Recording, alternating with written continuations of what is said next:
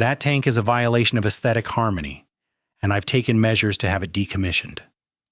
The voice, thin and sharp as a shard of ice, cut through the biting November wind. I turned from the frantic gestures of the emergency crew to see her standing there, a monument to self-satisfaction squeezed into a lavender tracksuit. This was Karen, president of the Crestview Meadows Homeowners Association, and the fleshy hand she rested on her hip seemed to be the pivot point around which her entire universe of petty tyranny revolved. She was a woman of about 50, with a helmet of sprayed blonde hair that defied the wind and a face that seemed permanently pinched in disapproval. Behind her, the manicured lawns of her precious HOA stretched out like a green carpet, each blade of grass apparently bowing in terrified submission. In front of her, on my land, stood my life's work, a 30,000-gallon commercial propane storage facility, the very heart of my company, which supplied clean-burning energy to over 400 homes, including every single one in her little kingdom. And right now, 2 technicians from my own bulk supplier, their faces pale with confusion and concern, were in the process of shutting it down based on a fraudulent emergency report of a catastrophic valve failure. A report that, judging by the smug glint in her eyes, had originated from the lavender-clad monarch herself.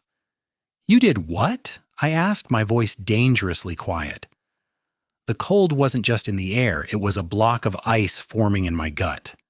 A winter storm warning was flashing on every phone in the county, with temperatures predicted to plummet into the single digits within 24 hours. Shutting down my main tank wasn't just an inconvenience, it was a potential death sentence for the elderly, the infirm, and families with infants all across the region.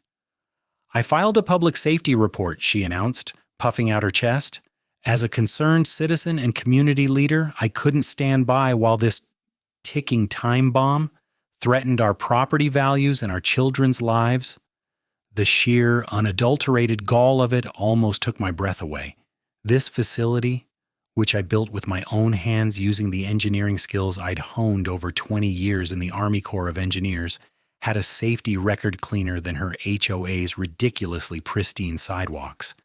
It had passed every state and federal inspection with flying colors for a decade. It was here before the first foundation for Crestview Meadows was even poured. She was watching me, expecting me to explode, to yell, to give her the drama she so clearly craved. But 20 years in the service teaches you to channel your rage, to turn it from a roaring fire into a focused, blue-hot flame. The financial loss from an emergency shutdown and purge was catastrophic enough, but the thought of my customers, my neighbors, shivering in the dark because of this woman's pathological need for control, that was the real declaration of war. She had just tried to cut the lifeline to an entire community, all to satisfy her warped sense of aesthetic harmony. She had no idea who she had just picked a fight with. She saw a guy in a flannel shirt who ran a propane business. She was about to meet the man who designed and built fortified command centers in hostile territory for a living. This is the part of the story where things get real. And if you've ever dealt with an HOA that thinks it owns the air you breathe, you know exactly the kind of fight this is going to be. Do me a favor. Hit that subscribe button because you're not going to want to miss a second of what comes next. And down in the comments, let me know where you're watching from and drop your own HOA nightmare story. It's time we all knew we're not alone in these battles. Now back to that frigid November morning. While Karen stood there preening, I turned my full attention to the lead technician, a guy named Miller who I'd known for years. "Miller," I said, my voice calm and level, a parade ground command tone that cut through the wind. "Whose authority are you acting on?" He flinched, avoiding my eyes and gesturing vaguely toward Karen. "We got a call on the emergency line, Jack. Said it was from your office, authorized by you. A Code 1 critical leak at the primary flange. Protocol says we have to lock it out and schedule a full depressurization." I held his gaze. "Miller, look at me. Am I in my office? Am I on the phone? Do you see any sign of a leak? You know the protocols. Where's the vapor cloud? Where's the smell of mercaptan? You've been here 100 times. You know this system is state-of-the-art." He swallowed hard, the pieces clicking into place behind his eyes. He looked from my stony face to Karen's triumphant smirk and back again. The truth dawned on him, ugly and embarrassing. She said, "She was your new compliance manager," he mumbled, shamefaced. "Said you were en route and she was making the call on your authority." I let the silence hang there, heavy and damning. Karen's smirk faltered for the first time. The charge wasn't just making a false report. It was impersonating a business officer to trigger a hazardous materials protocol. That wasn't an HOA violation. That was a felony. "Miller," I said, my voice softening slightly, "this woman is the president of the neighboring HOA. She has no affiliation with my company. She has no authority here. You are on my private property. I am ordering you to stand down, restore the system to its operational state, and document this incident in full. Note the name of the complainant and the fraudulent nature of the report. I will need a copy for my attorney." The color drained from Karen's face. Attorney. The word had a magical effect. Her blustering confidence evaporated, replaced by a flicker of panic. "Now you can't. This is a safety issue," she sputtered.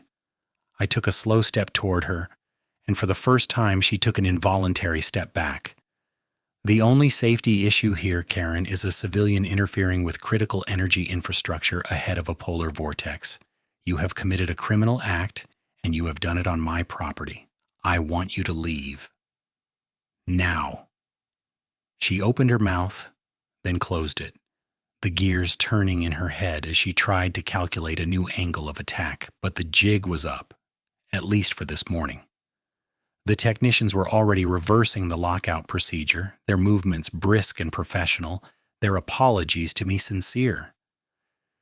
Karen gave me one last look, a toxic cocktail of hatred and humiliation, then turned on her heel and marched back toward her beige palace, the lavender tracksuit a flash of impotent rage against the graying landscape. I watched her go, the cold wind whipping at my jacket, and I knew this was only the beginning. She had fired the first shot, and it was a cannonball. But I had an entire arsenal of facts, regulations, and sheer stubborn righteousness she hadn't even begun to account for. This wasn't about an ugly tank anymore. This was about a bully who had tried to freeze out a whole community to win an argument, and I was going to dismantle her reign, piece by bureaucratic piece. The immediate aftermath of Karen's stunt was a controlled chaos I knew all too well from my time overseas. First, secure the perimeter. Second, assess the damage. Third, establish a new defensive posture. While Miller and his team worked to restore full pressure to the main tank, I was on the phone, a one-man command center pacing the gravel lot beside my office trailer. My first call was to my wife, Sarah, a rock-solid nurse, who understood logistics and crisis management better than most generals. "It was Karen," I said, cutting straight to the point. "She tried to have the main tank shut down." I heard her sharp intake of breath, followed by a low, angry curse that would have made a drill sergeant blush. "Is everyone okay? Is the system stable?" she asked, her voice shifting immediately into triage mode. "Stable for now," I confirmed. "But it was close. I need to spend the night here. Double-check every pressure gauge and safety valve myself.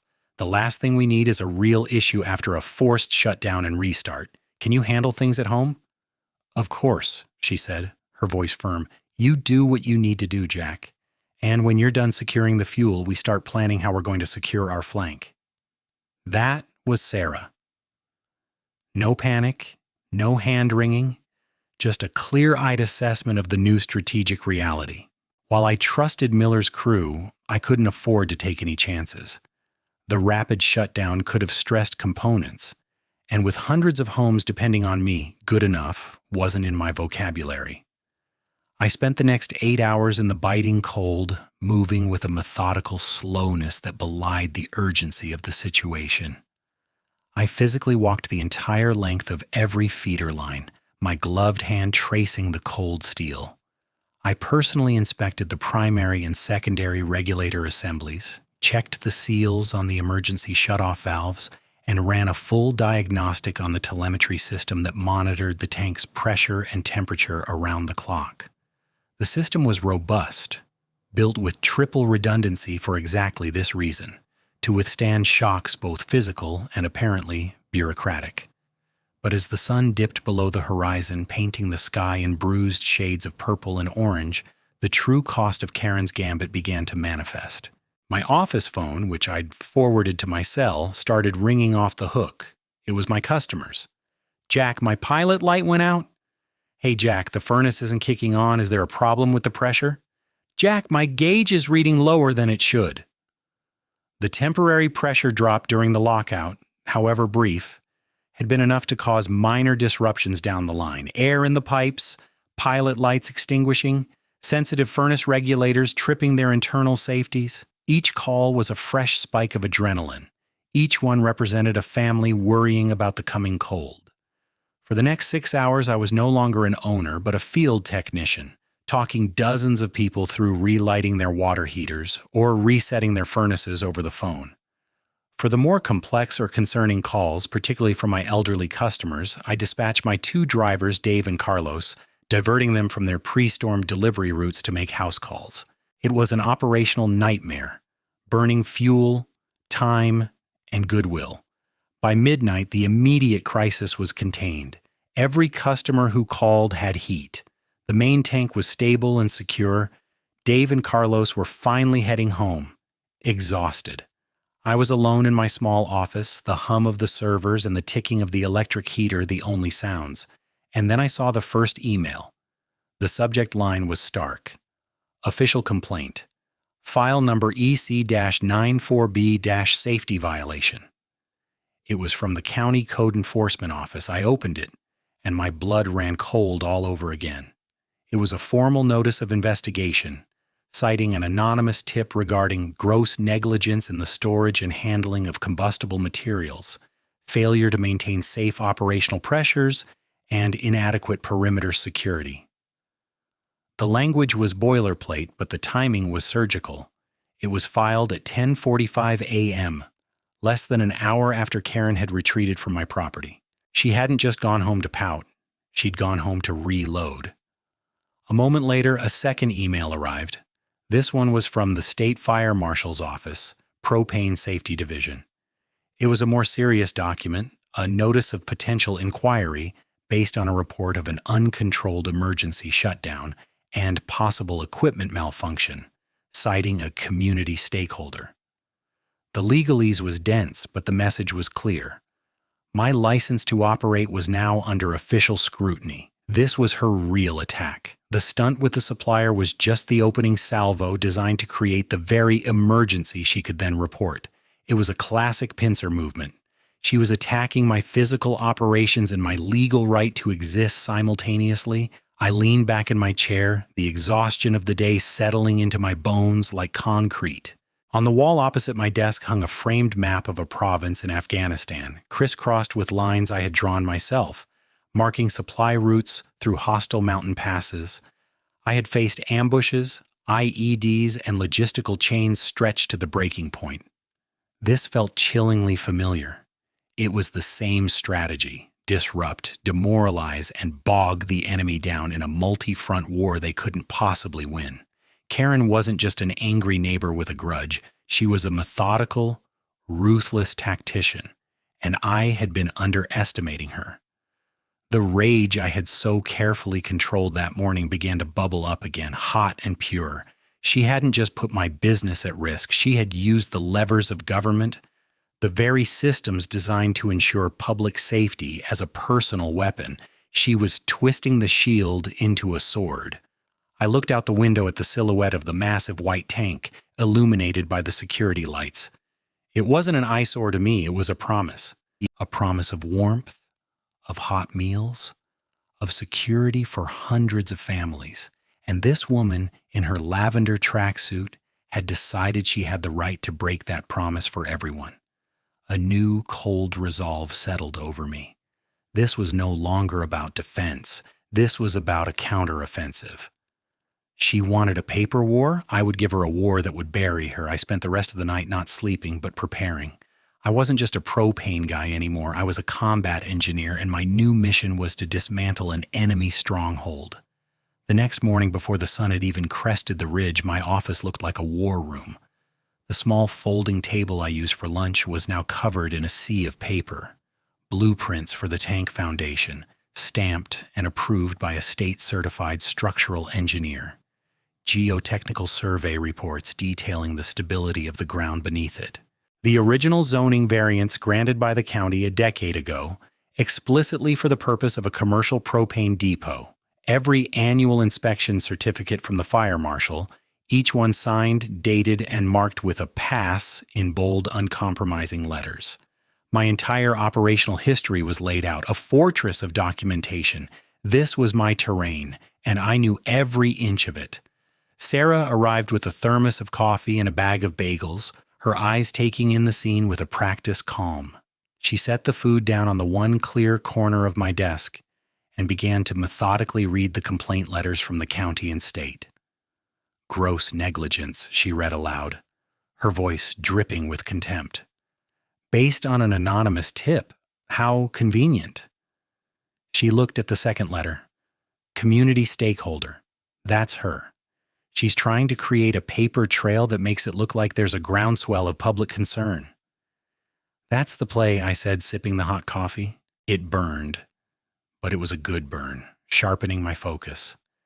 She creates the incident, then reports the incident she created. She's hoping the sheer volume of complaints from different agencies will create a presumption of guilt. They'll think, where there's this much smoke, there must be a fire? "So we show them the smoke machine," Sarah said, tapping a perfectly manicured nail on the county letterhead. "And who's holding it?" My first call was to my lawyer, Tom Jacoby. Tom had been a JAG officer in the Marines before going into private practice. He understood chain of command, rules of engagement, and the art of overwhelming force. I didn't even have to finish explaining the situation. "Tortious interference with a business contract," he said, his voice a low growl over the phone. "That's the supplier call. Defamation and slander for the false reports to government agencies. We can prove malice. This is textbook. But Jack, a lawsuit is a long, slow grind. What's your immediate threat?" "Operational shutdown," I answered. "The state fire marshal's office is the real danger. If they suspend my license even temporarily for an investigation, I'm dead in the water, especially with winter coming on." "Right," Tom said. "So we don't just respond, we preempt. You have every inspection record?" "Every single one," I confirmed. "Good. I want you to scan them, all of them, along with your original permits, the engineering specs, your safety protocols manual, everything. We're going to assemble a complete operational and compliance history. We're not just going to answer their questions. We're going to give them a file so thick, so comprehensive, so professionally organized that it makes their anonymous tip look like the deranged scribbling it is. We need to frame this from the start. This isn't an investigation into your business. This is you assisting them in dealing with a nuisance complaint." The shift in perspective was brilliant. It was the difference between being a defendant and being a consultant. For the rest of the day, I was a records clerk.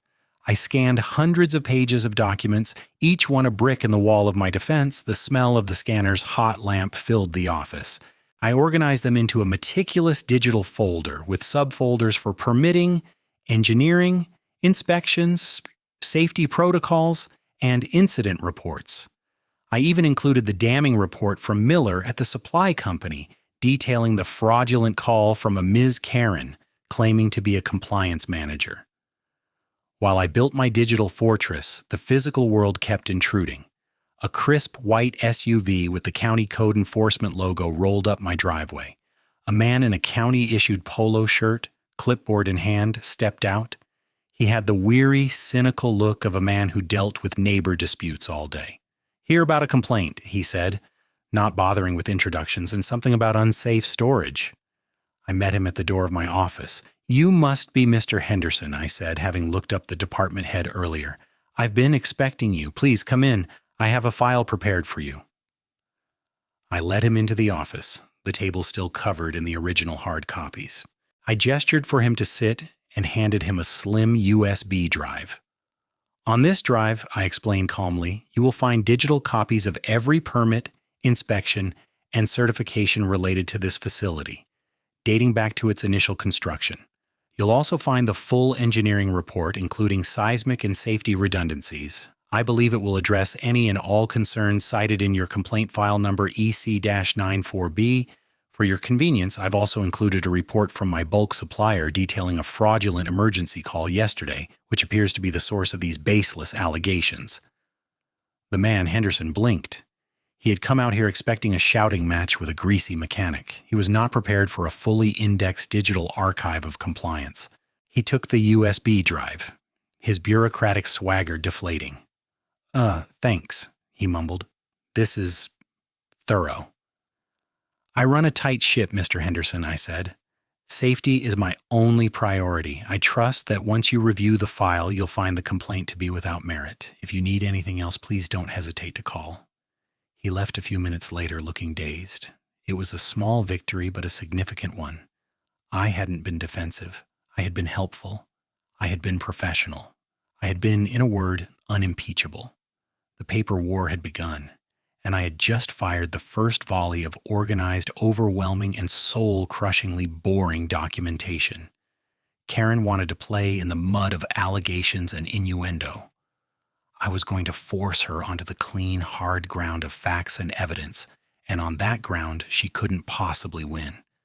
The battle was far from over, but for the first time since I saw her smug face, I felt the tide beginning to turn. The days following the initial assault settled into a tense rhythm, a cold war fought with emails and certified letters. My comprehensive data package to the county had the desired effect. I received a terse email closing the complaint due to insufficient evidence. One front secured. The state, however, was a different beast. They were more methodical, less swayed by a single data dump. They scheduled a preliminary site visit, a phrase that sounded friendly but carried the weight of a full-scale audit. While I prepared for that, I knew I couldn't win this war from behind my desk alone. I needed allies. I needed ground truth from inside enemy territory, Crestview Meadows. My business wasn't anonymous. I knew most of my customers by name. I decided to start with the ones I knew best. My first stop was the home of Colonel Mike Jennings, USAF, retired. Mike had been one of my first customers in the neighborhood. He was a straight-backed, no-nonsense old fighter pilot who still cut his lawn with military precision. I found him in his garage, polishing a vintage motorcycle. "Jack," he said, his handshake firm, "heard there was some trouble with the pressure the other night. Everything sorted?" "For now, Mike," I said, leaning against the workbench. "But that trouble wasn't an accident. It was sabotage." I laid out the whole story, from Karen's appearance at my gate to the flood of official complaints. As I spoke, Mike's face hardened. He stopped polishing the chrome and listened, his eyes narrowing. When I finished, he was silent for a long moment. "Karen," he finally said, the name tasting like something foul. "She tried to get my wife fined $200 last month because our garden gnome was, and I quote, exhibiting a whimsical attitude not in keeping with the community's dignified aesthetic." He shook his head in disgust. "I thought she was just a power-drunk busybody, but this is a different level. Trying to cut off the heat for the whole neighborhood? In November? What the hell is wrong with her?" "That's what I intend to find out," I said. "But I need to know what people in here are thinking. What's she been telling everyone?" Mike sighed, tossing his polishing rag onto the seat of the motorcycle. "She's been on a crusade for months, Jack. At the HOA meetings, she calls your facility an industrial blight. She hands out flyers with pictures of propane explosions she downloaded from the internet. She talks about vapor clouds and imminent dangers. She's been scaring the hell out of the newer residents, the young families who don't know any better. She's painting you as a greedy, reckless polluter and herself as the brave protector of the children." This was worse than I thought. She wasn't just filing complaints. She was running a full-blown propaganda campaign. My next visit was to the Davidsons, a young couple with a newborn. I'd been out to their house personally a few months back to help them with a tricky furnace connection. I found Maria Davidson walking her baby in a stroller, her face etched with worry. "Jack, hi," she said, pulling the stroller to a stop. "Is it true what they're saying, that your tank is old and could leak?" Her fear was genuine, and it was a gut punch. This was Karen's handiwork. "Maria," I said softly, crouching down to be on her level, "my facility is 10 years old. In the world of commercial-grade steel-reinforced pressure vessels, that's brand new. It has passed every safety inspection every single year. The incident the other night happened because the HOA president, Karen, made a false emergency call to have it shut down. She created the danger she's now warning you about." I watched her process this, the fear in her eyes warring with the memory of my helping her for free on a Sunday afternoon. "But she showed us pictures," she stammered. "Anyone can find scary pictures on the internet, Maria," I said patiently. "But I have a decade of perfect safety reports. Who are you going to trust? Her flyers or the guy who makes sure your baby stays warm at night?" Her shoulders slumped in relief. "Oh, thank God. I knew it didn't sound right. She's been terrifying us. She even proposed a special safety assessment fee of $500 per household to hire a private inspector to audit your facility." The pieces clicked into place. This wasn't just about power or aesthetics. This was about money. She was manufacturing a crisis to justify levying fees, a classic strongman tactic. My last stop of the day was the most important. I went to see a man named Ben Carter. Ben was a quiet guy, a retired civil engineer who lived in a modest house at the far end of the development.